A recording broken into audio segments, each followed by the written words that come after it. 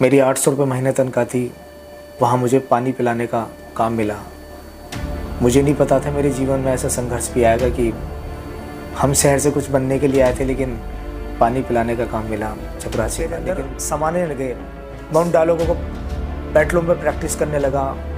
मालिक लोग मुझे डांटते थे, जो पेट्रोल किराए के मकान पे रहने लगे हम लोग। किराए का मकान का किराया देना हमारे लिए जीवन में इतना प्रॉब्लम आने लगी कि मैं क्या करूँ, कुछ समझ में नहीं आ रहा। बड़ा नाम, ऊंची शोहरत हर कोई पाना चाहता है। क्या कभी किसी ने सोचा है कि उसके बड़े नाम और ऊंची शोहरत हासिल करने तक उसकी ज़िंदगी का वो छुपा हुआ सफ़र क्या है, जिस लम्हे में उसने वो मुश्किलात का सामना किया होगा यहाँ तक पहुँचने के लिए। आपका स्वागत है हिडन सफ़र की इस प्रोग्राम में। मैं हूँ हैदर मेहदी।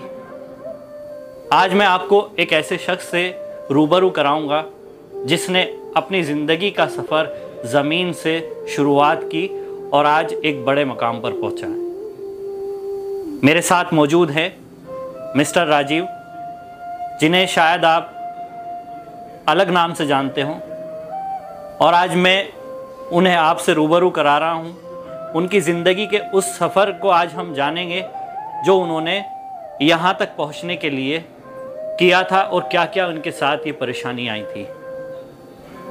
राजीव जी, बहुत बहुत स्वागत है आपका हमारे इस प्रोग्राम में। हमारे दर्शक ये जानना चाहेंगे, आज आपको जूनियर सनी देओल के नाम से जाना जाता है जी।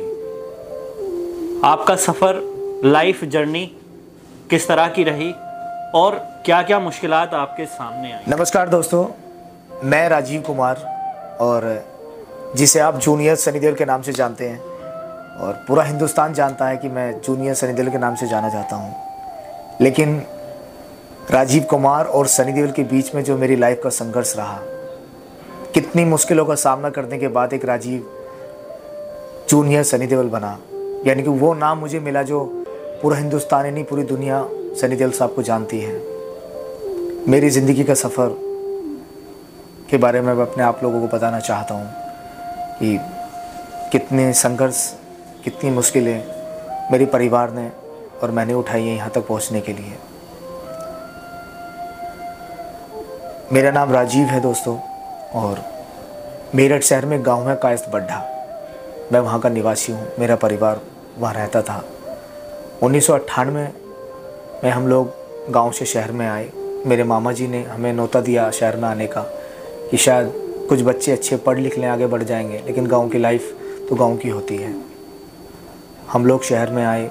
मामा जी ने अपने घर में हमें कुछ टाइम के लिए रखा।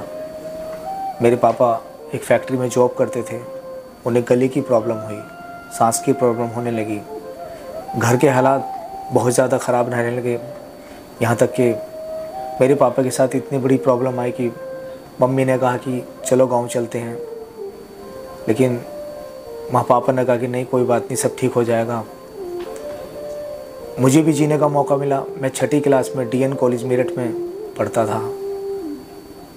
जब मुझे दिखा कि मेरे घर के हालात बहुत ज़्यादा ख़राब हैं, पापा बेड पर आ गए हैं, घर का हालात कैसे होंगे, कैसे चलेंगे, तो फिर हमने उस पढ़ाई को, अपने जीवन की लाइफ को, एक उन किताबों को अपने बक्से में रखा और नौकरी की तलाश में निकल गए। मेरठ में एक पेट्रोल पंप है जहाँ मैं जॉब करता था। मेरी 800 रुपये महीने तनख्वाह थी, वहाँ मुझे पानी पिलाने का काम मिला।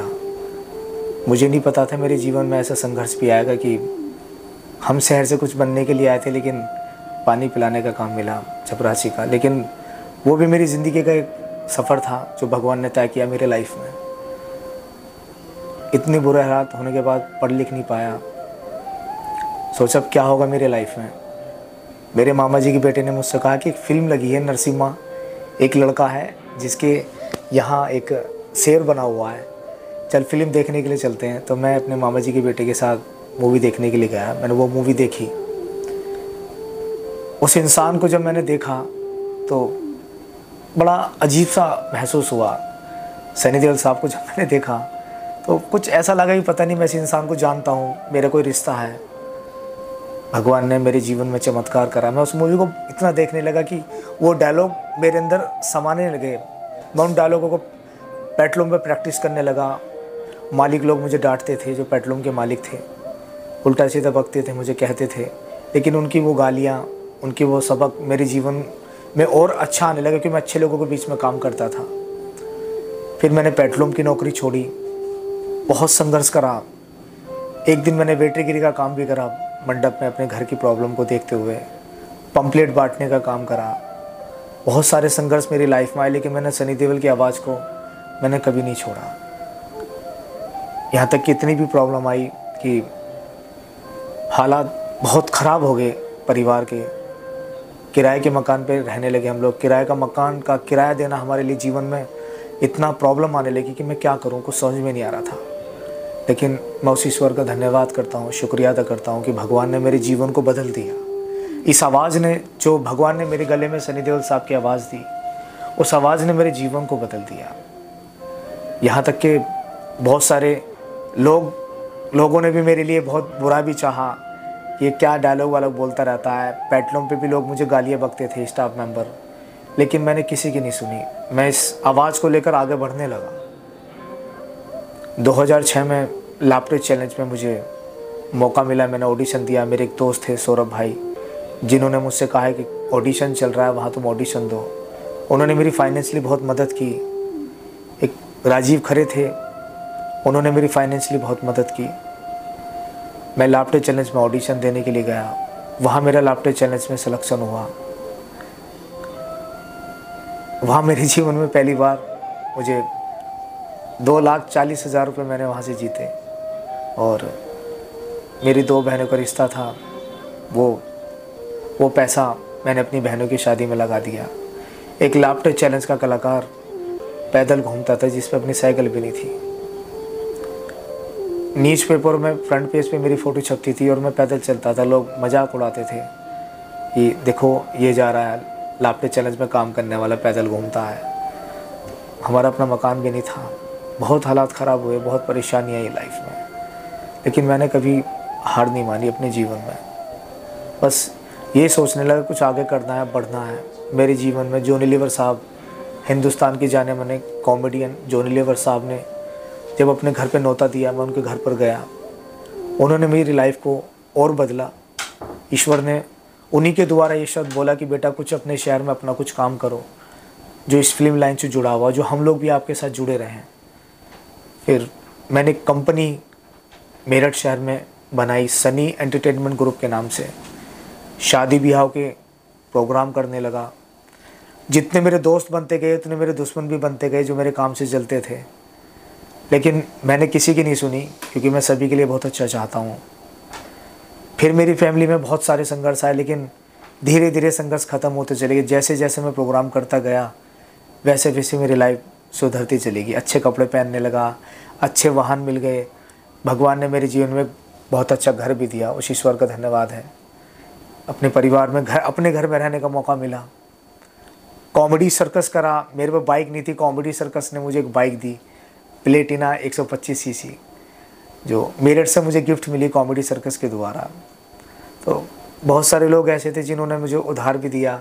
आज तक उन लोगों ने मेरा उधार वापस भी नहीं मांगा, क्योंकि उन लोगों ने मुझसे कहा, जब मैंने उनका उधार देना चाहा तो कि भाई उस परिस्थितियाँ बहुत ख़राब थी राजीव, उस समय हम तेरी मदद की, लेकिन कम से कम इस बहाने हम तुझसे जुड़े रहेंगे। तो उनका बहुत बहुत एहसान है मेरे जीवन में, जिन्होंने मुझे आगे बढ़ाने की कोशिश की। उनका भी बहुत धन्यवाद करता हूँ जिन्होंने मुझे गालियाँ बकी, क्योंकि उन सब की गालियाँ मेरे जीवन में दुआ बन गई। तो मेरी ज़िंदगी का सफ़र ये रहा, कॉमेडी सर्कस।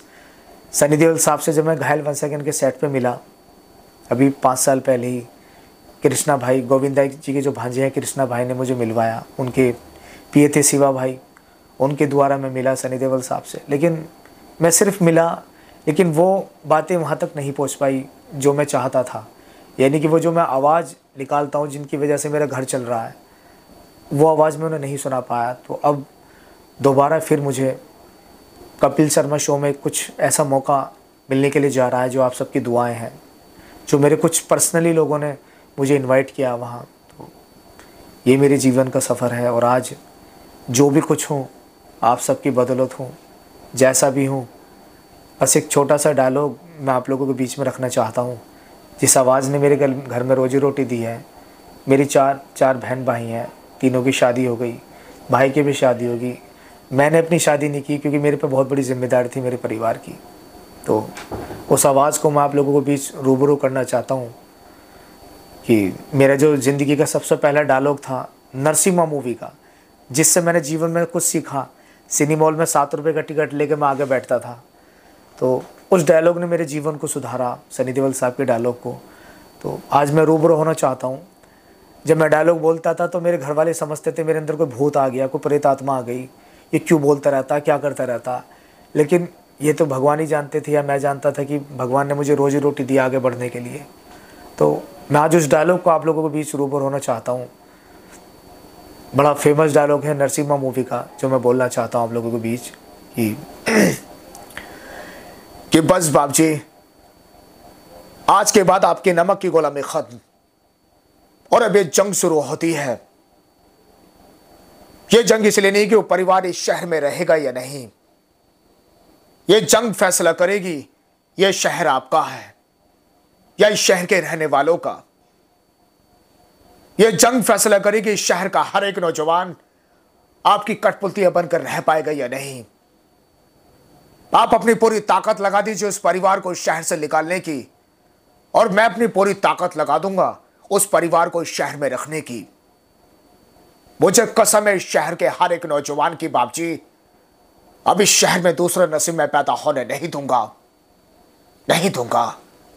इस डायलॉग को मैं जब बोलता हूँ तो मुझे वही बातें याद आ जाती हैं मेरी ज़िंदगी की। और आज आप सबकी दुआएं, आप सबका प्यार है। शुक्रिया अदा करता हूँ ईश्वर का, शुक्रिया अदा करता हूँ उन चाहने वालों का, शुक्रिया अदा करता हूँ उन आगे बढ़ाने वालों का जिन्होंने मेरी बहुत मदद की। सभी का बहुत बहुत धन्यवाद कि एक राजीव को एक इतना बड़ा नाम मिला, जूनियर सनी देओल। मैं तो कहीं से लगता भी नहीं सनी देओल, लेकिन आप सबकी दुआएं, आप सबके प्यार ने इस राजीव को सनी देओल बना दिया। बहुत बहुत धन्यवाद, शुक्रिया।